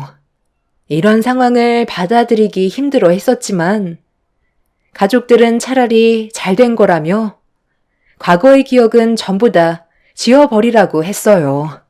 하지만 시동생은 충격이 상당히 컸었는지 4개월의 시간 동안 단 한 번도 모습을 보여주지 않았습니다. 그런데 며칠 전에 이제 남이 되어버린 동서가 시동생과 함께 저희 집에 찾아왔어요. 현관문을 열자마자 저희 부부 앞에서 갑자기 무릎을 꿇더니 오열을 하면서 발목을 붙잡고 애원을 하기 시작했어요. 힘겹게 입을 뗀 시동생의 한마디는 동서내외 사이에서 태어난 아이가 교통사고로 상황이 많이 힘들어졌다는 거였고 당장 큰돈이 필요하다는 말에 저희 부부는 서둘러 병원으로 향했어요. 시동생은 남편한테 앞으로 잘하겠다며 돈 좀 빌려달라고 과거의 잘못을 전부 뉘우치고 있다면서 손이 발이 되도록 빌고 있었습니다. 동서도 마찬가지였죠.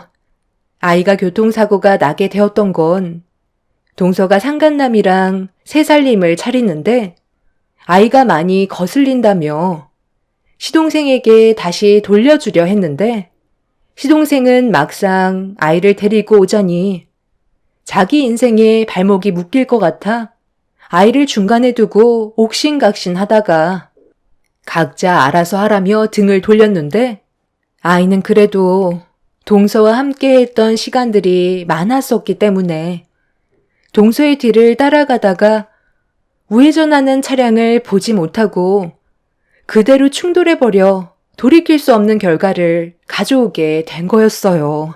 그 말을 듣는 순간 부모의 자격도 없는 두 사람을 용서하고 싶지 않았고 남편은 아이를 살리기 위해 금전적인 지원을 망설이지 않았어요. 이 문제로 동서 내외는 경찰서에서 조사를 받게 되었지만 앞으로의 상황이 막막합니다. 아이는 언제 깨어날지 모르는 상황인데 둘 다 친자식을 돌보고 싶지 않다며 서로 등 떠밀고 있는 상태입니다. 아이가 눈을 뜨게 된다 해도 눈앞에는 두 부모가 없을 텐데 앞으로 어떻게 해야 될지 걱정이에요. 동서는 나 몰라라 전화까지 받지 않는 상태입니다. 시부모님께서 아이 옆을 지켜주고 있지만 정작 도와줬는데도 시동생 또한 몸을 숨긴 채 나타나지 않고 있어요. 처음부터 끝까지 속만 썩인 동서와 시동생을 용서하고 싶지 않아요. 앞으로 저희 부부가 이 상황을 어떻게 헤쳐나가야 할지 인생 선배님들의 진지한 의견을 들어보고 싶습니다. 정말 앞이 보이지 않을 정도로 캄캄하네요. 얼마 전에 남편이 시동생과 아주 짧게 통화가 된 적이 있었는데 아이를 돌보느니 차라리 징역을 살겠답니다. 두 사람이 온 가족을 아주 쑥대밭으로 만들어버려서 너무 화가 나요. 법적인 소송이 가능한지 알아보고 있긴 하지만 그것 또한 쉽지 않을 것 같습니다. 아이만 툭 던져주고 아이의 자취를 감춰버린 동서가 이 글을 본다면 하루라도 빨리 제자리로 돌아와 모든 걸 책임지면 좋겠어요. 제 사연 들어주신 분들 감사합니다. 안녕하세요. 저는 얼마 전에 결혼식을 앞두고 파혼을 하게 된 30대 중반 여자입니다. 컴퓨터 앞에 앉아 글을 쓰는 지금도 예비 시댁이 그때 당시 왜 그런 행동들을 했는지 도저히 이해가 되지 않아 사연을 신청하게 되었습니다. 결혼한 예비 신랑과는 3년 정도 연애를 했어요. 그동안 살면서 많은 남자를 만나본 건 아니지만 그래도 이 사람은 평생을 함께 해도 괜찮을 것 같다는 느낌이 들었고 결혼까지 약속을 하게 되었죠. 당연히 예비 시댁 식구들 또한 좋은 사람들일 줄 알았는데 그건 생각과 전혀 다른 방향으로 흘러갔어요. 아무리 그 남자가 좋은 사람이라도 예비 시댁 식구들은 그렇지 않을 수 있다는 걸 알지 못했었죠. 처음 인사를 드리러 갔을 때 저를 경계하듯 쳐다본 예비 시모는 그 사람이 아직 결혼할 준비가 되어 있지 않다며 반대를 하셨어요. 처음 얼굴을 보는 자리에서 다른 거 다 제쳐두시고 첫마디가 결혼을 반대한다고 했을 때 머릿속이 하얗게 변해버려 아무 말도 할 수가 없었습니다. 서로가 얼마나 사랑하고 진지하게 만나왔었는지 설명도 드리기 전에 단칼에 거부하신 예비 시모의 모습에 저에 대해 뭔가 오해를 하고 계신 게 있는 것 같아 최대한 침착하게 정신을 부여잡고 왜 결혼을 반대하시려는 건지 이유를 여쭤보게 되었죠. 거실에 둘러앉은 예비 시댁 식구들은 무슨 말이 나올지 전부 다 시모의 입을 쳐다보았고 저를 바라보시며 꺼낸 첫 마디는 제가 너무 어리다는 거였어요. 30대 중반이면 먹을 만큼 먹은 나이고 어떻게 보면 홍기까지 지난 나이인데 저를 왜 어리다고 하는지 이해를 할 수가 없었습니다. 예비 시모가 저를 20대 중반으로 잘못 알고 그런 말을 하신 것 같아 30대 중반이라며 다시 말씀드리자 예비 시모는 알고 있다면서 그 사람은 저보다 더 능력 좋은 여자를 만나야 된다고 저 말고도 결혼을 반대한 여자가 더 있었다는 말을 꺼내셨어요. 내 아들이 워낙 인물이 좋아서 여자들이 많이 따르긴 하는데 지금까지 만족할 만한 며느리감이 나오지 않아 저 나이 먹을 때까지 결혼을 반대했었다. 내 아들을 그동안 어떻게 키웠는데 형편없는 여자에게 넘겨줄 수는 없잖아. 그래서 좋은 배우자감을 만들어주려고 선두 몇 번 봤었는데 전부 마음에 안 들었거든. 아름 씨도 내가 생각하는 그릇에는 많이 부족해 보여서 반대하는 것뿐이니 너무 서운해하지 말고 내 아들 심심하지 않게 옆에서 좋은 여자가 생기기 전까지 연애만 해줬으면 좋겠어. 내가 왜 아름 씨 보고 나이가 어리다고 한 줄 알아? 대체적으로 40대 넘어가는 여자들의 집안이 재력이 좋거든. 일이 바빠서 연애 경험도 없이 죽어라 일만 해왔으니 돈이 집안에 차고 넘치겠지. 그리고 내 아들보다 나이가 많아야 이해심이 넓고 뒤에서 챙겨주지. 연하는 바라는 것만 엄청 많아서 데리고 살다 보면 내 아들이 지쳐버릴 것 같거든. 그리고 강남에 산다고 했나? 요즘 개나 소나 전부 다 강남에 사는데 그 안에서도 제대로 된 급과 내 아들이 연결돼야지. 아름 씨 집안 정도는 우리 집에 몇 번이나 왔다 갔었다고. 원래 결혼이라는 게 내 마음대로 되지 않는 거 알지? 우리가 지금은 이런 곳에서 어쩔 수 없이 살고 있지만 우리 가족도 한때 잘 나갔었단다. 그러니 가진 건 없어도 이미 눈은 높아져 있기 때문에 재기할 수 있는 발판을 만들기 위해서는 능력 좋은 며느리를 들여와야 하거든. 돈 쪽으로만 너무 보는 것 같기는 하지만 결혼도 또 하나의 사업 아니겠어? 자네한테는 미안하지만 내 아들의 결혼이 우리 가족 모두의 생계가 달린 문제라 신중할 수밖에 없거든. 서로의 입장을 존중해주면 좋을 것 같은데 그렇게 해줄 수 있지? 무슨 말을 해야 될지 모르겠더라고요. 시부와 시모는 저와 그 사람의 결혼을 반대하는데 같은 의견을 내세우셨어요. 제가 난처해하자 옆에서 남자친구가 저에 대해 좋은 말을 해줬지만 그걸로는 예비 시부모의 마음을 돌릴 수는 없었습니다. 사랑하는 사람과 한평생 함께하고 싶었는데 그것도 제 마음대로 되지 않는다는 현실에 너무 마음이 안 좋았어요. 예비 시댁에 더 있어봤자 해결되는 건 아무것도 없을 것 같아 좋지 않은 감정을 가지고 나오게 되었습니다.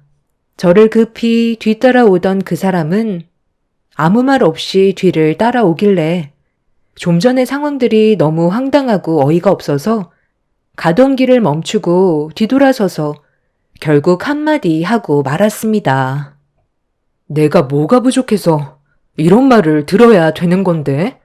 솔직히 터놓고 얘기해서 자기랑 나랑 같이 살 집 준비되어 있어? 지금 다니는 회사에서 받는 월급으로 앞으로 안정적인 결혼 생활도 힘든 마당에 어떻게 나한테 그런 말씀을 하셔? 자기 하나 보고 결혼 생각까지 했던 내가 너무 생각이 짧았던 것 같아. 나도 우리 부모님이 저렇게 나오실 줄 몰랐어. 일단 얼굴 보고 대화하는 게 좋을 것 같다고 하셔서 나는 당연히 우리 결혼을 허락받을 수 있다고 생각했거든. 나 말고도 다른 여자도 몇 명 데려왔던 것 같은데 그때마다 항상 저런 식이었어? 당신 부모님 눈이 얼마나 높은지는 모르겠는데 이런 식으로 행동하시면 앞으로 결혼을 할 수 있을 것 같아? 나랑 헤어지면 더 능력 좋은 여자가 나타나기라도 한데 돈 많은 여자가 자기 어디가 좋아서 결혼을 할 것 같은데 기본적으로 남자가 여자보다 능력이 좋아야 되는 건 당연한 거라고. 집안의 가장이 될 준비도 되어 있지 않은데 왜 자기랑 결혼을 결정했는지 알아? 그래도 3년간 만나오면서 사람 하나는 괜찮은 것 같아 결혼을 결심했던 거라고. 그런데 자기 부모님은 나를 돈으로밖에 안 보시는 것 같아. 어머님 뱃속에서 당신이 태어난 것도 신기하지만 이런 기분으로는 나도 결혼하고 싶은 마음은 없으니까 우리 관계도 다시 생각해보는 게 좋겠어. 우리 부모님 잘 설득해 볼 테니까 일단 흥분 좀 가라앉히고 너무 극단적으로는 생각하지 마.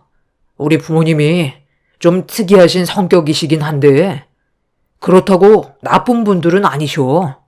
일단 오늘은 들어가고 내가 나중에 다시 연락할게. 우리 너무 급하게 가지 말고 하나하나 풀어가자. 이대로 끝낼 수는 없잖아. 그날 예비 시부모가 바라보던 시선과 말투에서 느껴졌던 감정들은 저에게 상처로 다가왔었고 그 사람과의 결혼은 힘들 것 같아 보였습니다. 저희 부모님께서는 그래도 그 사람이 가진 게 없고 많이 부족해 보여도 사람 하나 괜찮은 것 같아 부모님 마음에 차지 않아도 저를 믿고 결혼까지 허락해 주셨는데 그 집안은 저희 부모님과 너무 반대되는 성향을 가지고 계셔서 제가 어떻게 반응을 해야 될지 모르겠더라고요. 아무리 제가 사랑하는 사람이라 해도 그 부모가 많이 부족하다고 느껴지면 이 결혼은 없었던 일로 하는 게 옳은 판단인 것 같아 아예 마음을 접으려고 결정 지었는데 며칠 뒤 예비 시모에게 전화가 왔어요. 그 사람에게 연락처를 받았는지 개인적으로 전화를 주셔서 저와 잠깐 만났으면 좋겠다고 약속을 잡으셨습니다. 이미 어느 정도 마음이 떠나버린 상태라 시간이 없을 것 같다고 설명을 드리자 잠깐이면 될 것 같다면서 저녁에 한번 만나기를 원하셨어요. 보나마나 헤어지라는 말을 하실 것 같아 어느 정도는 마음의 준비를 하고 약속 장소로 나가게 되었습니다. 그렇게 하루 일과를 마치고 약속 장소로 나가니 예비 시모가 먼저 자리에 앉아 계셨어요. 이미 좋지 않은 감정을 가지고 있었기 때문에 제 얼굴에서는 웃음이 나오지는 않았습니다. 조용히 자리에 앉자 예비 시모는 곧바로 본론부터 꺼내셨어요. 보다시피 우리 집안이 아름씨 집안보다 많이 부족한 거 알지? 우리가 하던 사업이 부도가 나서 지금 이렇게 살고 있긴 하지만 그건 아주 잠시거든. 내 아들이 지금 많이 부족한 이유도 부도가 나면서 생긴 빚을 갚아주고 있어서 금전적으로 여유가 없는 편이다. 저번에 우리 집에 왔을 때 자리에는 없었지만 너도 내 아들 밑으로 여동생이 하나 있는 거 알지? 걔도 지금 타지에서 열심히 돈 벌어서 우리 집안을 일으키기 위해 빚 갚는 데 노력을 해주고 있다. 이런 상황에서 결혼을 한다고 하면 금전적으로 많이 부족한데 제대로 된 결혼식을 올릴 수도 없을 테고 아름씨 부모님께서도 내 아들을 얼마나 안 좋게 보시겠어? 이미 저희 부모님께서는 집안 사정 다 알고 계세요. 그리고 그 문제로 결혼을 반대하신 적도 없으시고요. 얼마나 잘 사는 집안의 여자를 며느리로 들이시려는진 모르겠지만 완수 씨도 적지 않은 나이예요.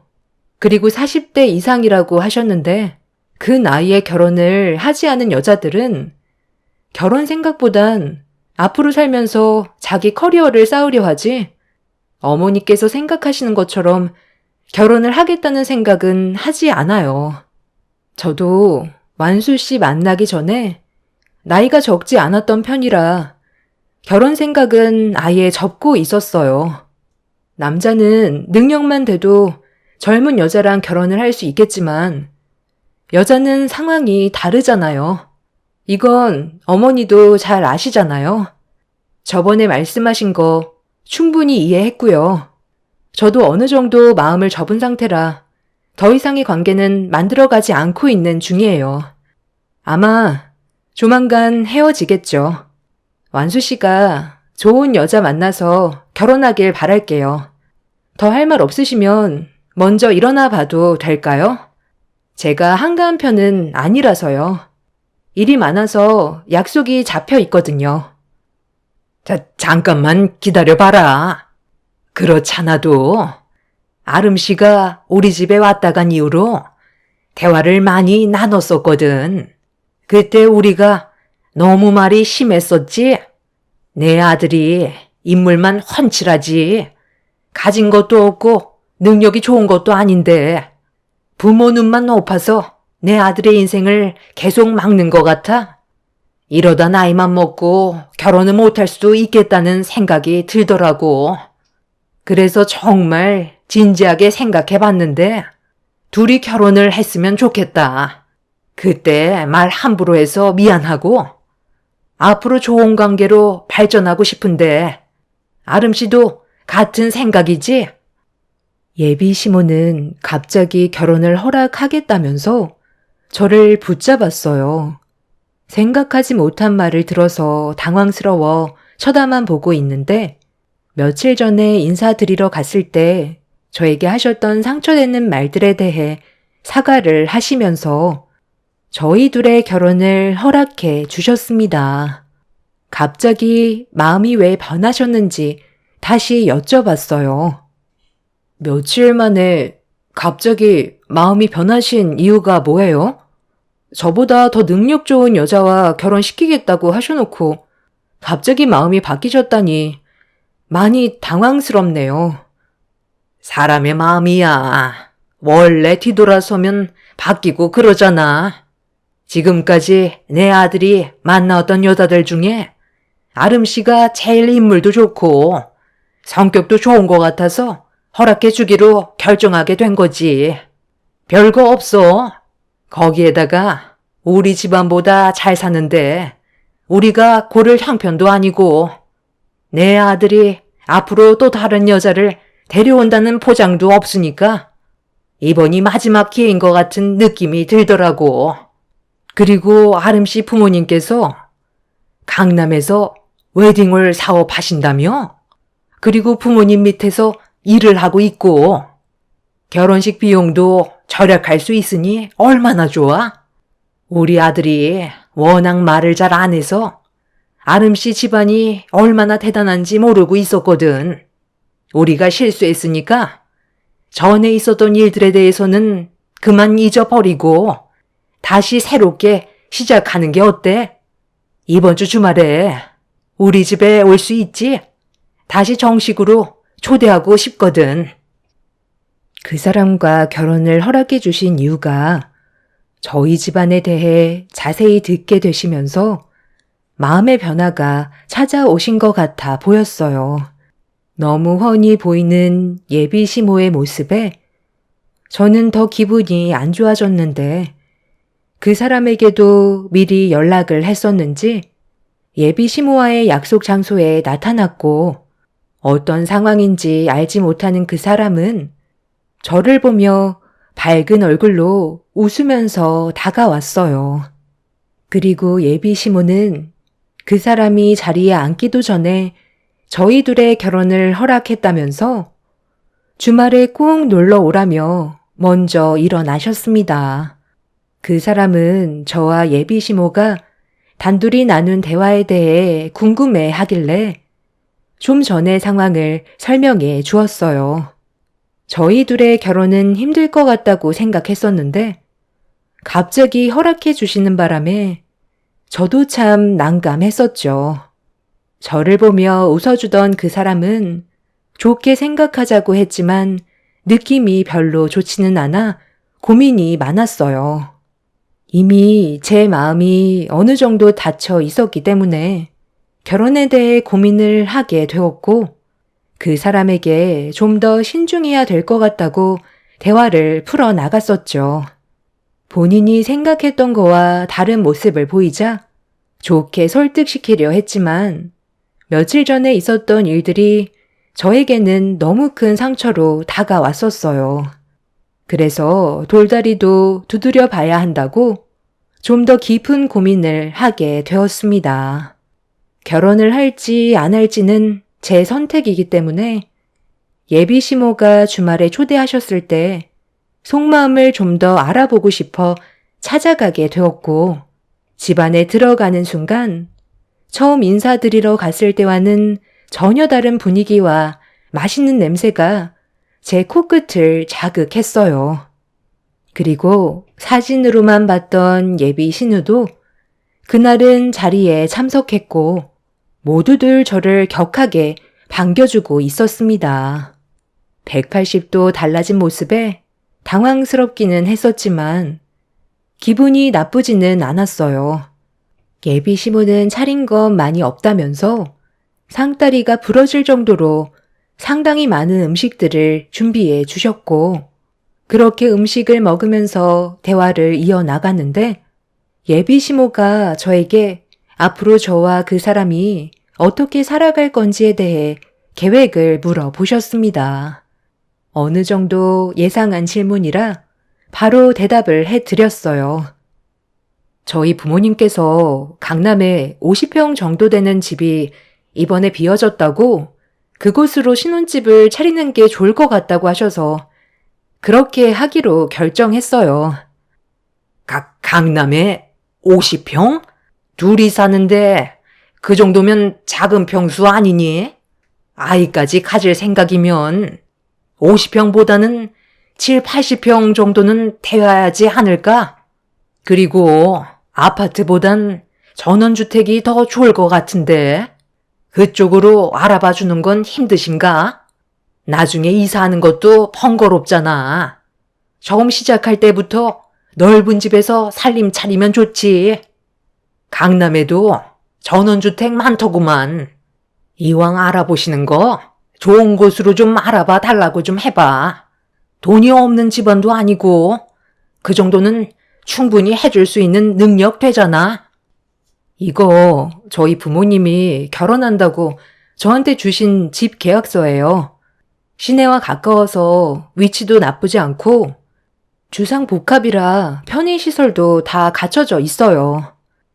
벌써 집을 넘겨주신 거야? 생각보다 성격이 많이 급하시네. 50평은 너무 작은데. 그럼 우리 식사 끝나면 그 집 좀 구경해 볼 수 있을까? 그래도 두 눈으로 직접 보는 게 좋지 않겠어? 둘이 앞으로 살아야 될 집인데 어떻게 생겼는지 확인을 해봐야지. 이왕이면 좀 더 넓은 집이 좋긴 할 텐데 아쉽긴 하네. 내가 봤을 때도 적은 평수인 것 같아. 우리 가족 놀러 가면 방이 여유도 없을 텐데. 아파트라 답답하고 주변에 전원주택 알아보는 게 훨씬 좋겠다. 새언니라고 불러도 될까요? 그러지 말고 이번에 저희 엄마 말대로 다시 알아보시는 게 어때요? 아이 생기면 층간소음으로 세대 간 싸움까지 난다던데 스트레스 받아 살겠어요? 아파트가 그런 게 제일 힘들지. 내가 봤을 때도 무조건 전원주택이 딱이야.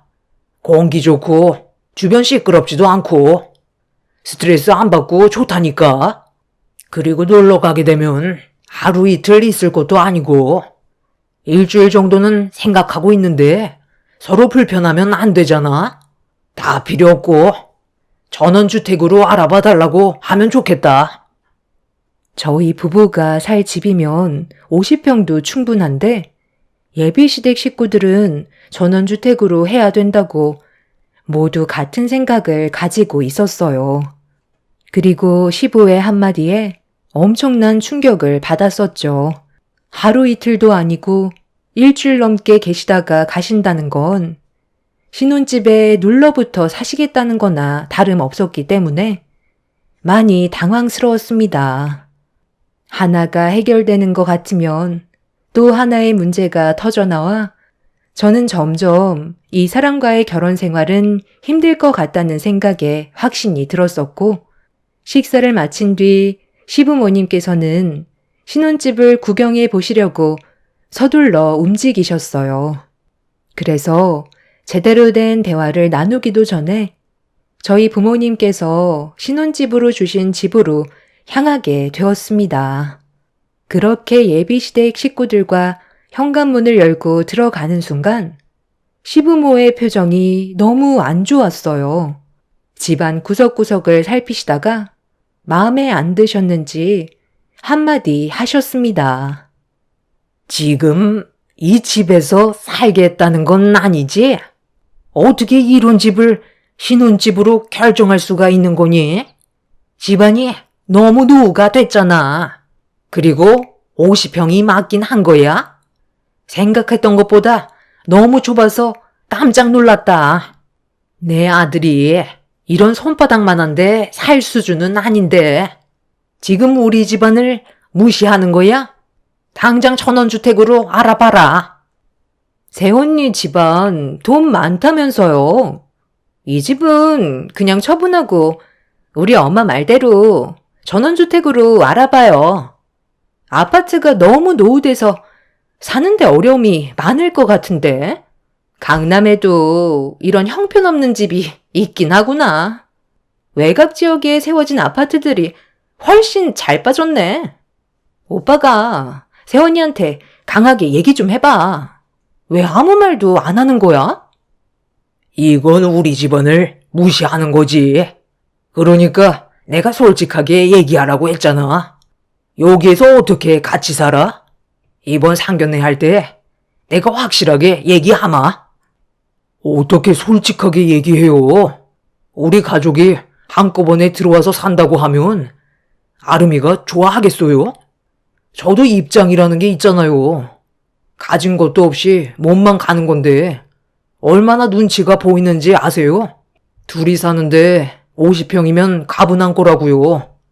저희 둘이 살 거니까 들어올 생각하지 마세요. 그래서 아까부터 전원주택으로 알아보라고 하셨던 거야? 우리 둘이 사는 게 아니라 한 집에 다 같이 살 생각을 가지고 있었기 때문에 이 집을 작다고 하신 거였어? 우리 집이 보다시피 너무 작잖아. 20평에서 한 가족이 지내는 게 얼마나 불편한지 아니? 화장실도 한 개라 그동안 어려움이 많았었다. 그런데 네가 이번에 신혼집을 전원주택으로 알아보면 우리도 한 집에서 같이 지낼 수 있을 테고 앞으로 집안일 걱정 없이 내가 다 해줄 텐데 얼마나 편하겠어? 이 집에서 아이까지 낳고 생활하다 보면 50평은 턱없이 부족하지. 그렇게 해줄 수 있지? 내 아들과 결혼하려면 그 정도는 해줘야 하지 않겠어? 그리고 너희 이번 신혼여행 가면 우리도 같이 따라가기로 했다. 방해 같은 거 일절하지 않고 없는 듯이 지낼 거니까 신경 안 써도 된다. 너희 집안 돈 많은데 이왕 여행 떠나는 거 우리도 같이 껴서 가면 얼마나 좋아? 둘이 떠나는 것보다 더 많은 추억 만들 수 있고 우리 관계도 훨씬 좋아지지 않겠니? 나는 이왕 떠나는 거 유럽 쪽으로 갔으면 좋겠어요. 흔한 여행은 별로라서 어차피 돈 쓰고 갈 거면 좀 더 특별한 곳으로 가면 좋지 않겠어요? 엄마, 그런데 나도 곧 결혼해야 될 텐데 이 집 내가 신혼집 차려도 괜찮을 것 같지? 나 정도면 이 정도도 충분할 것 같은데? 새언니, 이 집 나중에 제가 신혼집으로 하면 안 될까요? 오빠랑 새언니 결혼식 끝나면 저도 바로 할 생각이거든요. 차라리 처분하지 말고 저한테 주면 좋을 것 같은데? 하나뿐인 신우 선물 돈 크게 쏘면 좋잖아요. 아유, 그거 좋겠다. 예비 사돈어른께서 웨딩 사업 하시니까 너도 거기에서 결혼식 올리면 되겠네. 그리고 이 집에 살림 차리면 더는 바랄 것도 없겠다. 저는 그 사람들의 모습을 보고 할 말을 잃었습니다. 아직 상견례조차 하지 않았고 계획만 가지고 있었던 건데 생각도 없는 계획을 먼저 세우고 있었어요. 아무 말 없이 쳐다만 보고 있자 그 사람이 눈치를 보면서 제 옆으로 다가오길래 거리를 두면서 즉시 집 계약서를 벅벅 찢어 그 사람의 얼굴에 던져 버렸어요. 저희 아직 결혼식도 올리지 않았어요. 상견례 일정도 잡지 않았는데 지금 뭐라고 하셨어요? 이 집을 달라고요? 그리고 완수 씨랑 결혼을 하면 들어오시겠다고요? 그것도 모자라 신혼여행까지 따라오시겠다고요? 그냥 대놓고 결혼 반대한다고 하세요. 어느 여자가 이런 상황에서 좋다고 결혼을 할 수 있겠어요? 이 집 저희 부모님께서 처음으로 가지게 된 집이세요. 저도 어렸을 적부터 이 집에서 많은 추억들을 만들었었고요.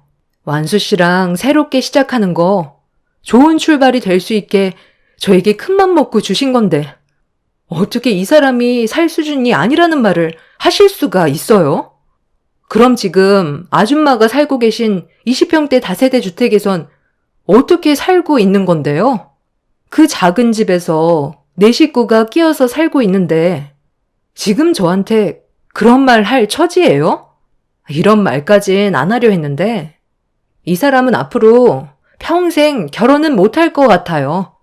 사람 하나 좋아서 그거 믿고 결혼하려 했는데 당신들 때문에 장가가긴 글렀네요.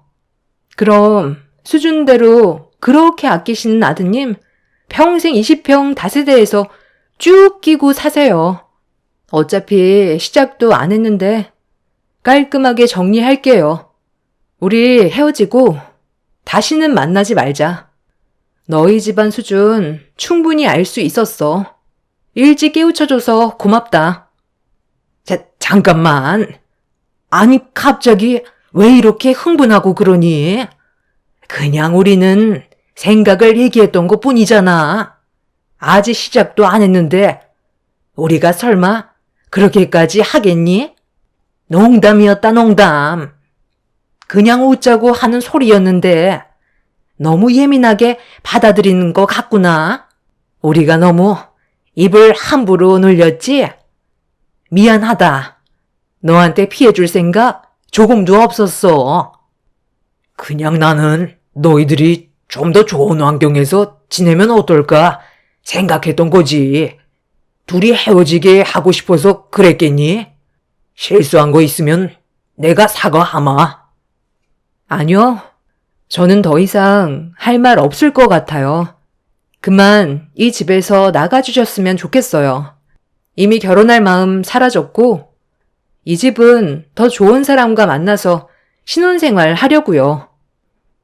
예비 시모는 제가 결혼을 하지 않겠다고 하자 갑자기 제 손을 잡으면서 생각 없이 말을 해서 미안하다며 좋게 풀자고 했지만 저는 더 이상 상대조차 하고 싶지 않아 팔을 뿌리쳐 버렸어요. 그렇게 모두를 내쫓아 버렸고 그 사람과도 인연을 끊어내 버렸습니다. 이번 일을 통해 느낀 건 저와 결혼할 사람이 아무리 좋다고 해도 그 집안 사람들의 질이 좋지 않다면 그 결혼은 무조건 피해야 된다는 걸 깨닫게 됐어요. 함께 살아가는 사람보다 주변 사람들에게 받는 영향이 훨씬 더 큰 것 같습니다. 이번 일을 계기로 인생 경험했다 생각하려고요. 좀 더 넓은 시야를 가지게 됐으니 앞으로 좀 더 신중해질 것 같습니다. 그리고 최근에 전화번호도 바꿨어요. 그 인간들이 저에게 시도 때도 없이 전화와서 다시 잘해보자고 설득을 시키려 하는데 그런 모습에 너무 질려버려서 전화번호를 바꿔버렸습니다. 똥차 지나갔으니 앞으로 좋은 일만 생겼으면 좋겠습니다. 제 사연 들어주신 분들 늘 건강하세요. 감사합니다.